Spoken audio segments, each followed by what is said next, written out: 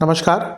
ग्रहों की गोचरीय स्थिति पर रेगुलर वीडियो पाने के लिए साप्ताहिक राशिफल, मासिक राशिफल, त्रैमासिक राशिफल और ग्रहों के बाकी गोचर पर भी रेगुलर अपडेट्स पाने के लिए, जिसके हिसाब से आप अपने जीवन में थोड़ी गाइडेंस प्राप्त कर सकें, इसके लिए मेरे चैनल को अवश्य सब्सक्राइब करें। जिन लोगों ने सब्सक्राइब कर रखा है वो ऑल ये जो नोटिफिकेशन सेटिंग होती है इसको क्लिक करें, क्योंकि कभी कभी कुछ लोग बोलते हैं उनको नोटिफिकेशन नहीं मिलती। आशा करता हूं चैनल को सब्सक्राइब करेंगे और रेगुलर वीडियोस अवश्य आप देखेंगे। नमस्कार। ओम गणेशाय नमः। ओम नमः शिवाय। मैं निखिल ज्योतिषाचार्य आप सभी का मेरे चैनल पर पुनः स्वागत करता हूं। आशा करता हूं कि आप सभी स्वस्थ होंगे। महादेव की कृपा आप सभी पर सदैव बनी रहे। कि वीडियो कन्या यानी कि वर्गों के लिए बहुत विशेष है, क्योंकि ये वीडियो है जनवरी, फरवरी, मार्च 2026 के त्रैमासिक राशिफल के बारे में, यानी कि आने वाले वर्ष के प्रथम 3 महीनों का हालचाल, क्वार्टरली हॉरोस्कोप मेरे चैनल पर विस्तृत रूप से मासिक राशिफल आते हैं, जिसमें मैं जीवन की मुख्य चीज़ों पर आधारित एक विवेचन देता हूँ। साप्ताहिक राशिफल चंद्रमा पे आधारित होते हैं, लेकिन और बाकी भी ग्रहों की जो गोचर स्थिति है उस पर यथासंभव मैं वीडियोस बनाता ही हूँ। लेकिन इन सब में से जो त्रिमासिक राशिफल हैं वो बहुत विशेष स्थान ग्रहण करते हैं उन लोगों के लिए जो समझते हैं ज्योतिष का महत्व क्या है, जो समझते हैं कि ज्योतिष कोई जादू टोना नहीं है, अपितु ग्रहों की स्थिति को समझकर एक गाइडेंस लेना है। क्या अच्छा है उसको उसका लाभ उठाना है, क्या बुरा है उससे बचना है। ऐसे लोगों के लिए त्रिमासिक राशिफल बहुत विशेष होते हैं, क्योंकि 90 दिनों में ग्रहों की गोचर स्थिति पर मैं इसमें विवेचन करता हूं। और यकीन मानिए जो 3 महीने का कालखंड है, जनवरी, फरवरी, मार्च 2026 का, इसमें बहुत सारी चीजें बदल रही हैं। पहला तो इन 3 महीनों में बहुत ग्रहों की युतियां दिखेंगी, कंजंक्शन बहुत दिखेगा।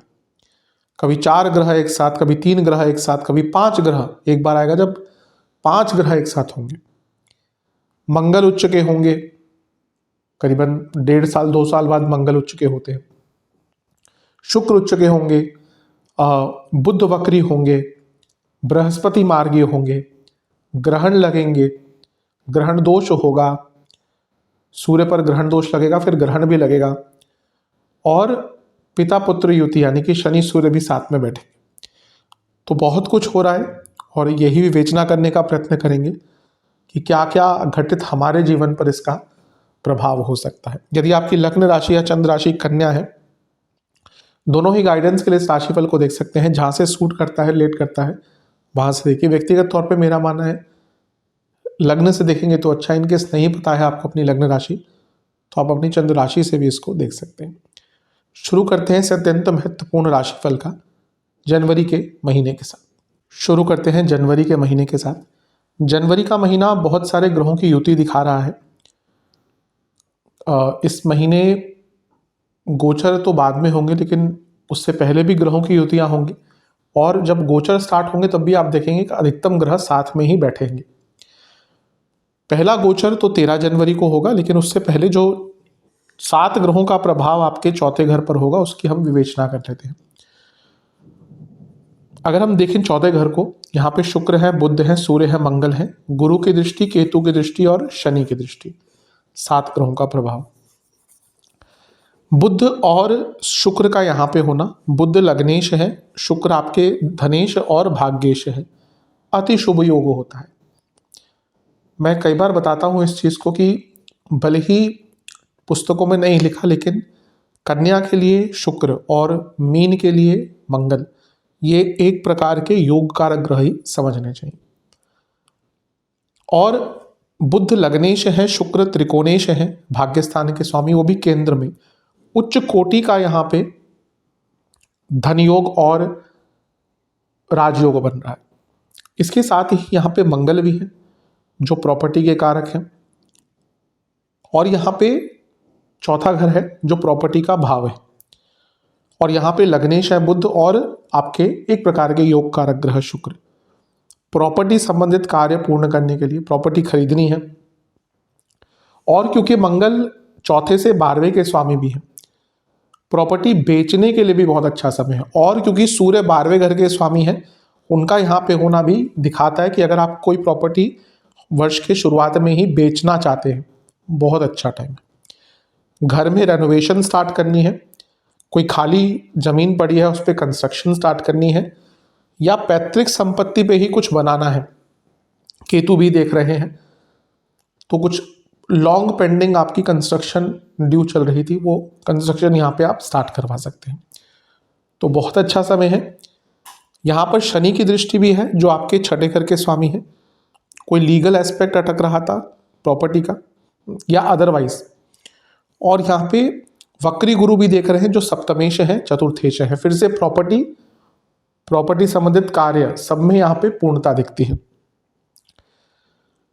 ध्यान ये देना है कि चौथे घर में जब इतने सारे ग्रह होते हैं तो इमोशनल लेवल पर डिस्टर्बेंस बहुत रहती है, तो अपनी इमोशनल लाइफ पर ध्यान दीजिएगा और अपनी माता की सेहत का भी ध्यान दीजिएगा, क्योंकि चौथे घर में मंगल है और केतु का प्रभाव, शनि का प्रभाव और वक्री गुरु, ये माता जी की सेहत के लिए बिल्कुल भी अच्छा योग नहीं है।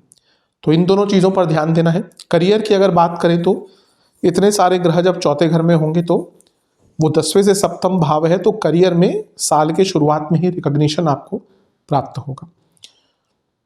फिर से कहूँगा, एसेट्स के लिए, प्रॉपर्टी के लिए, वाहन खरीदने के लिए ये योग बहुत अच्छा है, लेकिन घर में कभी कभी बहुत लड़ाई झगड़े इसके कारण हो सकते हैं, स्पेशली पैसों के मामले में या बाकी चीज़ों के मामले में।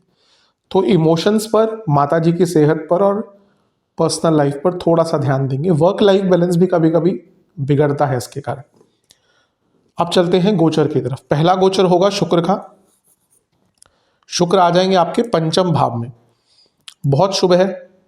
मैंने अभी कहा कि एक प्रकार के उनको अपना योग कारक ग्रह ही मानी।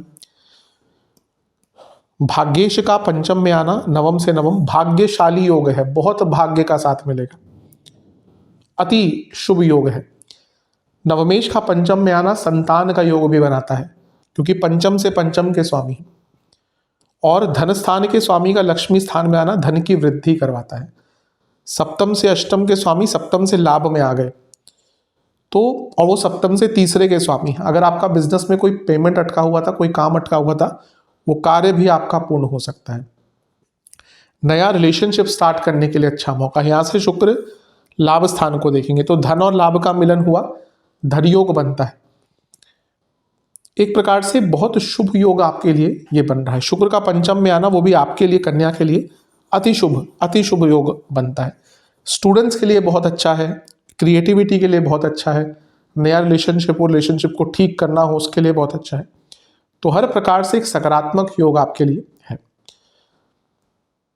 14 जनवरी को सूर्य भी यहीं पे आ जाएंगे। अब यहाँ पे शुक्र सूर्य की युति, क्योंकि शुक्र धनेश है, सूर्य 12वें घर के स्वामी है। जो लोग एमएनसी आदि में काम करते हैं, विदेश संबंधित काम करते हैं, उनको लाभ मिलेगा। सूर्य 12वें घर के स्वामी है, शुक्र नवम भाव के स्वामी है। धार्मिक यात्राओं के लिए या विदेश यात्राओं के लिए भी अच्छा योग है। शुक्र सूर्य पंचम में स्टूडेंट्स के लिए भी ठीक ठाक है, स्पेशली जो स्टूडेंट्स विदेश जाना चाहते थे उनके काम बन सकते हैं। लेकिन अभी शुक्र की मैंने बात करी कि रिलेशनशिप में चीज़ों को ठीक करेंगे, लेकिन अगले ही दिन क्योंकि सूर्य भी आ जाएंगे तो थोड़ी बहुत कहासुनी हो सकती है। स्टूडेंट्स के लिए बहुत शुभ है। क्रिएटिविटी के साथ साथ कॉन्फिडेंस भी रहेगा और आपकी सोच बहुत ज़्यादा एक्टिव हो जाएगी, बहुत अच्छी चीज़ है। इसके बाद 16 जनवरी को मंगल यहाँ पे आ जाएंगे। अब एक प्रकार से अगर हम देखें तो ये बहुत सुंदर आपका अचानक से धन प्राप्ति का योग बन गया। क्यों? क्योंकि मंगल अष्टमेश है और वो धनेश के साथ बैठ गए लक्ष्मी स्थान में। अष्टम का धन से, अष्टम का लाभ से जब भी योग होता है और अगर किसी अच्छे स्थान में हो रहा है तो ये अचानक से बड़े धन की प्राप्ति, गुप्त धन, वसीयत से धन, स्पेकुलेटिव मार्केट्स, लॉटरीज, इस प्रकार की जो चीज़ें होती हैं। और यहाँ पे 2, 5, 8, 11 भाव भी आपके एक्टिवेट हो रहे हैं। किस प्रकार से? दूसरे घर के स्वामी पंचम में है शुक्र, अष्टम के स्वामी पंचम में है, तो 2, 5, 8 का मिलन हो गया। और ये सारे ग्रह कहाँ देख रहे हैं? 11वें घर को। ये भाव जब भी आपके एक्टिवेट होते हैं तो अचानक से धन कमाने के मौके तो आते ही हैं, धन भी आता ही है। तो बहुत सुखद अनुभव है, धन के लिए तो स्पेशली अच्छा है। बिजनेस करते हैं तो जैसे मैंने कहा सप्तम से लाभ में इतने सारे ग्रहों का आना बिजनेस के एक्सपेंशन का भी आपको मौका देगा। आपकी सोच तो बहुत ही बड़ी होगी कि आप देखेंगे ना आपको ऐसे ऐसे आइडियाज आएंगे जिसके दम पर आप बहुत कुछ अचीव कर पाएंगे। और लक्ष्मी स्थान में इतने ग्रहों का आना, जब इस भाव का अगर कनेक्शन नहीं होता 2-11 से तो डायरेक्टली धन नहीं देता है भाव, लेकिन यहाँ पे क्योंकि कनेक्शन भी है तो बहुत ज़्यादा लाभपूर्ण तरीके से आपको इसका एक फायदा मिलेगा। धन कमाने के लिए, प्रॉपर्टीज के लिए, लाभ वृद्धि के लिए अत्यंत शुभ योग है। बस ध्यान क्या देना है ना कि पंचम भाव भरता जा रहा है तो ओवर थिंकिंग की साइड नहीं जाना। अच्छा, सूर्य के बाद मंगल आ गए तो लव लाइफ में गुस्सा बढ़ता रहेगा। जितना हो सके आर्ग्यूमेंट्स को आपको अवॉइड करना है। इसके बाद 17 जनवरी को कौन आ गए? बुध भी यहीं पे आ जाएंगे। तो जैसे मैंने कहा था कि इस 3 महीने के कालखंड में युतियां बहुत होंगी, तो बुध भी यहीं पे आ जाएंगे पंचम में। बुध खुद लग्नेश है, तो ये देखिए कितने अच्छा राजयोग आपके लिए बन रहा है। लग्नेश का भाग्येश के साथ पंचम में त्रिकोण में ही युति, शुक्र बुध। फिर दोनों केंद्रों के स्वामी त्रिकोण में बुध, ये अपने आप में राजयोग बना रहे हैं। शुक्र अपने आप में राजयोग बना रहे हैं। बहुत सुंदर अवस्था है। अपने सोच को बदलने का टाइम, अपने दृष्टिकोण को बदलने का टाइम, और नवम से नवम में है तो भाग्य की वृद्धि होके ही रहेगी। साधनाओं करने का टाइम, साधना करने का टाइम है, साधना सीखने का टाइम है। गुरु ढूंढने हैं आपको, गुरु नहीं मिलते आज के टाइम में। ऐसा कहा जाता है ईश्वर एक बार फिर भी दर्शन दे दे, गुरु, एक अच्छा गुरु ढूंढना बहुत मुश्किल होता है। तो कोई भी आपको गाइडेंस चाहिए। स्टूडेंट्स के लिए जैसे मैंने कहा बहुत अच्छा योग बन रहा है, सब कुछ अच्छा है, लेकिन कहीं पे तो ध्यान देना है, वो ध्यान है करियर पर। क्योंकि जब 10वें से अष्टम में इतने सारे ग्रह आ जाएंगे और यहां से छठे में एक वक्री ग्रह, इतने सारे ग्रहों से षडाष्टक योग बन रहा है केतु और गुरु का, क्योंकि यहां से छठे में गुरु है और यहां से 8वें में केतु है। तो इतने सारे ग्रहों का 2 वक्री ग्रहों के साथ, क्योंकि अभी गुरु भी वक्री है और केतु तो सदैव वक्री है। लव लाइफ में धीरे धीरे करके दिक्कत आएगी। अगर आपकी कुंडली में चंद्रमा बुध बहुत खराब है, ओवर थिंकिंग बहुत तंग करेगी। और सबसे महत्वपूर्ण चीज ये है कि आप अपनी संतान से संबंध बनाकर रखिएगा, क्योंकि संतान से संबंध बहुत बिगड़ सकते हैं। और अगर आप गर्भवती महिलाएं हैं फिर तो आपको बहुत सचेत रहना है। डॉक्टर्स का कहा मानिएगा, रेस्ट लीजिएगा, कुछ भी रिस्क की चीज मत कीजिएगा, महामृत्युंजय का जाप कीजिएगा, बृहस्पति देवता की पूजा कीजिएगा। तो इन एरियाज में थोड़ा सचेत रहना है। कुछ लोगों की सडन जॉब जा सकती है, क्योंकि 10वें से अष्टम में इतने सारे ग्रह आ गए। सबके लिए अवश्य ऐसा कुछ नहीं होने वाला, फिर से मैं क्लियर करूंगा। लेकिन अगर आपकी इस समय में कोई बुरी दशा, अंतर्दशा या प्रत्यंतर दशा चल रही है, किन किन ग्रहों की हो सकती है? लेट्स से अगर मंगल की है, अगर वक्री बुध की है, वक्री गुरु की है, या किसी वक्री ग्रह की ही है इस समय आपकी अंतर्दशा प्रत्यंतर, मेनली अंतर प्रत्यंतर देखिएगा, या फिर शनि की ही है जो बहुत पीड़ित है, तो ऐसे लोगों की जॉब यहां पर जा सकती है। अगर फिर से कहूंगा कुंडली में चंद्रमा बुध बहुत खराब है, मानसिक रूप से ये इतने सारे ग्रहों का गोचर प्रताड़ना दे सकता है, लेकिन कई एरियाज में आपको अच्छा लाभ भी इसका प्राप्त होगा। अगर आप क्रिएटिव फील्ड में ही काम करते हैं फिर तो आपके वारे न्यारे हैं। अगर हम सेहत की बात करें तो आपको पेट की प्रॉब्लम, स्किन की प्रॉब्लम, एसिडिटी की प्रॉब्लम, हड्डियों की प्रॉब्लम, लोअर बैक में दर्द, लोअर बॉडी में इन्फ्लेमेशन, और कोई ऑटो इम्यून टाइप का डिसऑर्डर तंग कर सकता है। तो इन सब चीज़ों पर ध्यान दीजिएगा। कई जगह पर अच्छा ही लाभ मिल रहा है, लेकिन 2-3 एरियाज जो मैंने कहे हैं उन पर विचार कीजिएगा। चलते हैं फरवरी के महीने की तरफ। फरवरी का महीना भी ठीक ठाक है, इसमें ग्रहण लग रहा है लेकिन आपके लिए अच्छे स्थान में लग रहा है। पहला तो 3 फरवरी को गोचर होगा बुध का, लग्नेश है, छठे घर में आकर राहु के साथ बैठ जाएंगे। छठे घर के बुध की पोजीशन भी बहुत अच्छी होती है, छठे घर के राहु की पोजीशन भी अच्छी होती है। हाँ, लग्नेश है तो सेहत पर प्रभाव पड़ेगा इसका नेगेटिव, लेकिन छठे घर के बुध वो भी राहु के साथ कॉम्पिटिटिव या कॉम्पिटिटिव चीज़ों में, कॉम्पिटिशन में सफलता देंगे। करियर में बहुत आगे बढ़ सकते हैं, क्योंकि वो दशमेश भी हैं, अर्ध त्रिकोण में ही बैठे हैं, राहु के साथ बैठे हैं। यानी कि विदेश में जॉब ढूंढ रहे हैं, करियर में आगे बढ़ना चाहते हैं, कंपटीशन को फेस करके उनको परास्त करना चाहते हैं, बहुत अच्छा टाइम है। यहाँ पे वक्री गुरु की दृष्टि भी होगी जो सप्तमेश है, आपके रोल भी कुछ चेंज कर दिए जा सकते हैं। हाँ, थोड़ा बिजी रहेंगे, वर्क या कार्यभार बढ़ेगा, जीवन में भी, नॉट ओनली इन करियर, काफ़ी बिजी रहना शुरू कर देंगे, लेकिन ये बहुत प्रोडक्टिव समय रहेगा। ध्यान बस ये देना है कि बुध राहु, बुध यानी कि बुद्धि, और राहु और बुध लग्नेश, बहुत ओवर एस्टिमेट, ओवर एक्साइटमेंट और ओवर प्लानिंग, इनसे बचना है। अपने आप को ज़्यादा एक्सर्ट नहीं करना, ना ही मेंटली ना ही फिजिकली। इन एरियाज पर अगर आप काम करेंगे तो ये बुध राहु की युति कोई बुरी नहीं है। इसके बाद होगा शुक्र का गोचर। शुक्र का छठे घर में आना थोड़ा सा नेगेटिव होता है। अच्छी चीज़ ये है कि जैसे मैंने कहा, एक प्रकार से मान लीजिए वो आपके योग कारक ग्रह के समान ही है। पुस्तकों में नहीं लिखा, लेकिन मेरे हिसाब से कन्या के लिए शुक्र योग कारक से कम नहीं है। छठे घर में आ रहे हैं तो कार्य कुशलता बढ़ेगी, करियर में कुछ एक्स्ट्रा पैसा आ सकता है, लीगल कार्यों में सफलता मिलेगी, आपके पिताजी का कुछ काम अटक रहा था वो पूर्ण हो सकता है, आपका कोई पैसा फंसा हुआ था वो पैसा वापस आ सकता है, सब अच्छा है।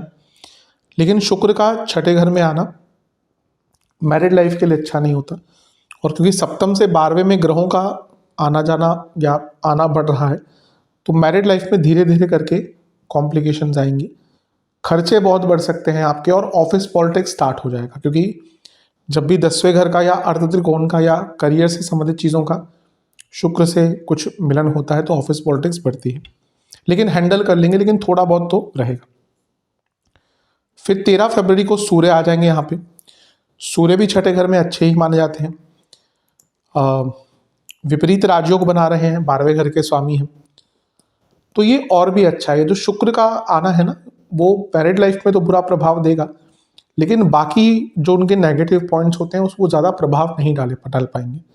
कि सूर्य का भी यहाँ पे आना, उनका बुध आदित्य योग बनाना अच्छा है, लेकिन ग्रहण दोष भी स्टार्ट हो गया, सूर्य राहु के साथ हैं, तो बॉसेस से थोड़ा बच के रहिएगा, और सरकारी बाधाएं आ सकती हैं, कोई सरकारी केस चल रहा था, कोई इशू आपको नोटिस हुआ था, उन सब चीज़ों को सॉल्व कर लीजिएगा।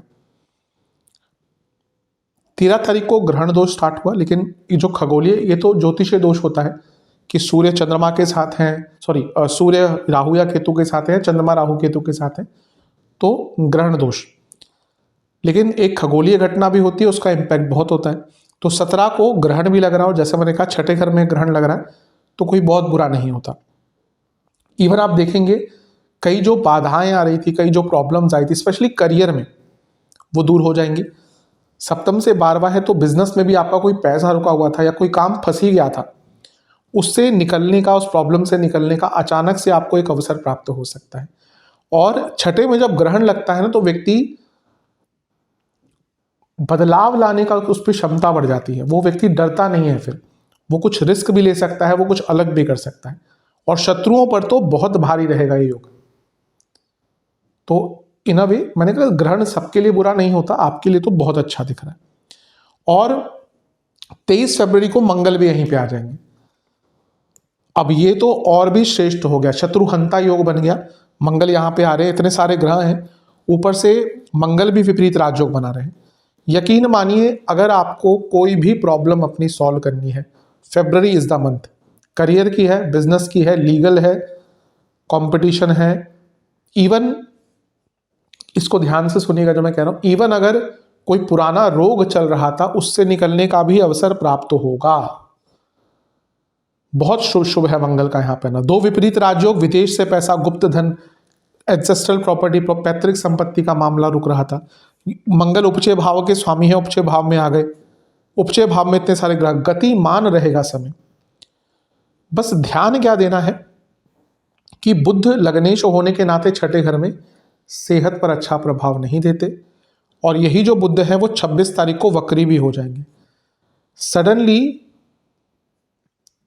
सेहत बहुत बिगड़ सकती है, फरवरी के अंत में बहुत सेहत बिगड़ सकती है, कुछ इन्फेक्शंस हो गए या इस प्रकार की चीज़ें। और कभी कभी ये होता है कि अपने बहुत तंग करते हैं। ये वो टाइम है फरवरी के अंत का जब 26 को बुध वक्री होंगे, सडन इलनेस हो सकती है, और आपके जो अपने हैं, रिलेटिव्स आदि हो गए, इमीडिएट फैमिली की बात नहीं करूंगा, लेकिन जो बाकी दोस्त हो गए, रिश्तेदार हो गए, उनसे कुछ ना कुछ नुकसान आपको होगा ही, या कुछ ना कुछ लड़ाई झगड़े होंगे। कोई भी पैसा उधार मत दीजिएगा, कोई भी फालतू का लोन मत लीजिएगा। इन चीज़ों पर आपको फरवरी के अंत में बहुत ध्यान देना है। और सेहत पर, सेहत की बात करें तो पेट के भयंकर रोग, फूड इन्फेक्शन, बाहर का खाना तो भूल ही जाइएगा। इस टाइम खा ही रहे तो एकदम बहुत रेप्यूटेड रेस्टोरेंट से खाइएगा, लेकिन ऐसा कोई ज़रूरी नहीं है कि आप बहुत रेप्यूटेड रेस्टोरेंट से खा रहे तो अंदर हाइजीन मेंटेन हो। कई बार ऐसी ऐसी चीज़ें पकड़ी जाती हैं, तो इसलिए ऐसे टाइम में बाहर का खाना अवॉइड ही करना चाहिए। बड़े बुजुर्ग क्यों कहते थे कि बरसातों में नहीं खाना चाहिए बाहर का खाना, क्योंकि कंटेमिनेशन और जो बैक्टीरियल इन सब ग्रोथ होती है, बहुत चांसेस होते हैं। तो जब हमें इस टाइम भी दिख रहा है कि सेहत खराब हो सकती है, तो बाहर का खाना मत खाइएगा। लिवर की प्रॉब्लम है, गॉल ब्लैडर की प्रॉब्लम है, बढ़ेगी प्रॉब्लम, दिक्कत बढ़ेगी। इंटेस्टाइन की प्रॉब्लम है, कोई इन्फ्लेमेशन है, ग्रंथियों से संबंधित रोग है, नसों से संबंधित रोग है, और पैनक्रियाटिक इश्यूज हैं, इन सबको बहुत दिक्कत हो सकती है। तो आई थिंक हेल्थ वाइज आपको, और जो मैंने 2-3 एरियाज कहे हैं, उनको लेकर आपको फेब के अंत में बहुत केयरफुल रहना है। चलते हैं मार्च की तरफ। मार्च के महीने में भी बहुत कुछ घटित हो रहा है। पहले तो शुक्र का ही गोचर होगा। 2 मार्च को आपके सप्तम भाव में आकर बैठ जाएंगे, बहुत अच्छा है। पहला तो उनकी युति शनि के साथ होगी, जो उनके मित्र ग्रह हैं। दूसरा, शुक्र धनेश हैं, सप्तम में आ रहे हैं, तो बिजनेस में बहुत लाभ। भाग्येश हैं, लक्ष्मी स्थान के स्वामी, सप्तम में, बिजनेस में बहुत लाभ। और क्योंकि 10वें से 10वें में है, यहाँ पे शनि जो जॉब के कारक होते हैं वो भी बैठे हैं। कुछ लोगों के ट्रांसफर विद प्रमोशन भी यहाँ पर हो सकते हैं, और अच्छा होगा, ट्रांसफर होंगे, क्योंकि नवमेश भी है, चेंज दिखाता है, सप्तम भाव है, रोल चेंज हो सकते हैं। लेकिन बहुत शुभ समय है ट्रांसफर्स का, प्रमोशंस का, पद प्राप्ति का। और ये शुक्र क्योंकि लग्न को देखेंगे और भाग्य स्थान के स्वामी हैं, भाग्य साथ भरपूर देगा और धन की वृद्धि भरपूर होने वाली है। तो मार्च का महीना शुरू से ही आपको बहुत लाभ देने वाला है।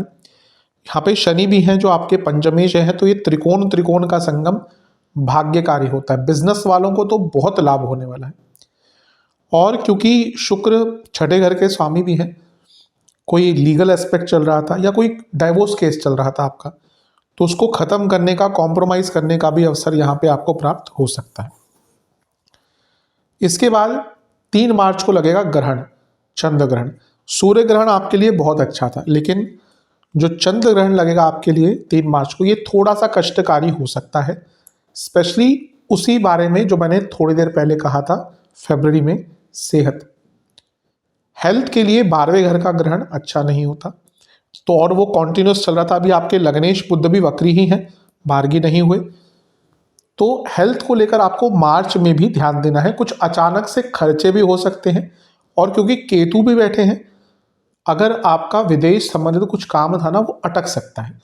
लेट्स से वीज़ा आपने अप्लाई किया, अटक गया, डिले हो गया, रिजेक्ट हो गया, तो मैं कहूँगा कि अगर इस टाइम में आप वीज़ा वगैरह अप्लाई करना है, और अगर आपके पास ऑप्शन है कि आप थोड़ा लेट कर सकते हैं, तो मे बी 1.5-2 हफ्ते, 3 हफ्ते रुक कर करेंगे ना, तो ज़्यादा अच्छा रहेगा। क्योंकि यहाँ पे अगर आप विदेश संबंधित काम करते हैं, नॉट ओनली बिकॉज ऑफ ग्रहण, क्योंकि केतु इन्वॉल्व है, तो वो चीज़ें, विदेश संबंधित चीज़ें आपकी अटक सकती हैं, खर्चे बढ़ेंगे और सेहत पर बुरा प्रभाव पड़ेगा। हेल्थ के लिए फरवरी के अंत से ही कन्या वालों के लिए दिक्कत स्टार्ट हो जाएगी। लेकिन एक बहुत अच्छी चीज़ ये हो रही है कि गुरु मार्गी हो जाएंगे 11 मार्च को। एक तो आपके बाधकेश हैं, ऊपर से वक्री थे, तो आपने देखा, और कर्म भाव में बैठे थे। नवंबर में वक्री हो गए थे, फिर दिसंबर में वापस यहीं पे आ गए थे। आपने देखा होगा कि हाँ, काम तो बन रहा है, लेकिन हर चीज़ अटक के, छोटे छोटे काम अटक रहे होंगे। जैसे ही गुरु मार्गी होंगे, काम जो अटक रहे थे वो पूर्ण होंगे। धन स्थान को देख रहे हैं, धन की वृद्धि होकर रहेगी। करियर के भाव में बैठे हैं, करियर में जो संघर्ष था कम होगा। चौथे घर को देख रहे हैं, प्रॉपर्टी संबंधित काम पूर्ण होंगे।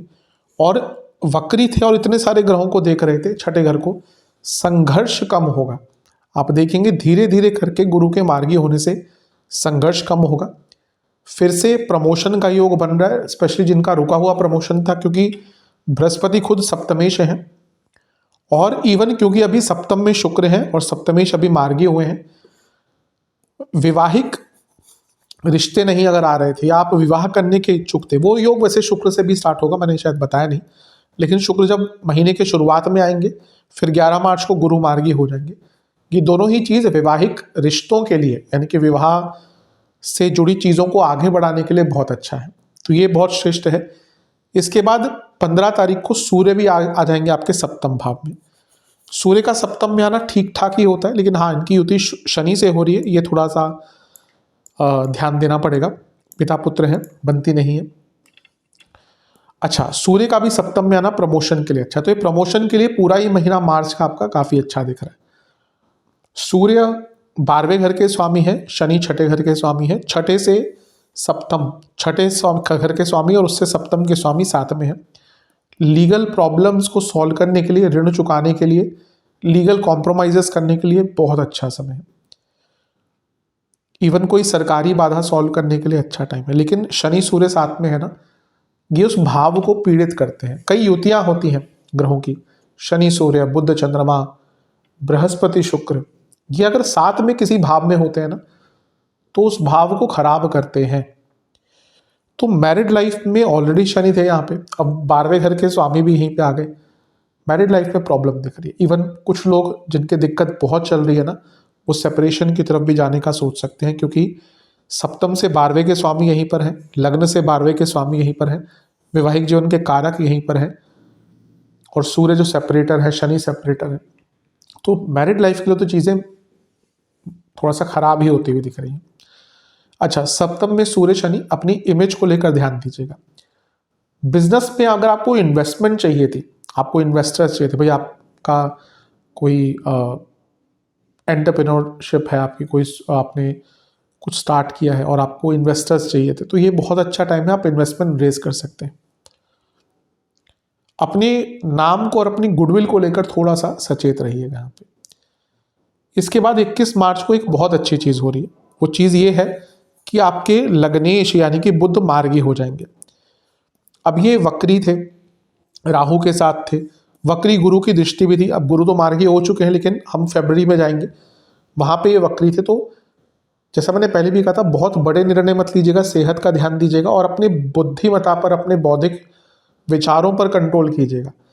ये अब जैसे ही मार्गी होंगे ना, तो बौद्धिक क्षमता बढ़ेगी, चीज़ें बेटर होंगी, क्लैरिटी बढ़ेगी, जो हेल्थ प्रॉब्लम्स आ रही थी वो भी ठीक होंगी और जो स्ट्रगल्स आ रहे थे वो भी कम होंगे।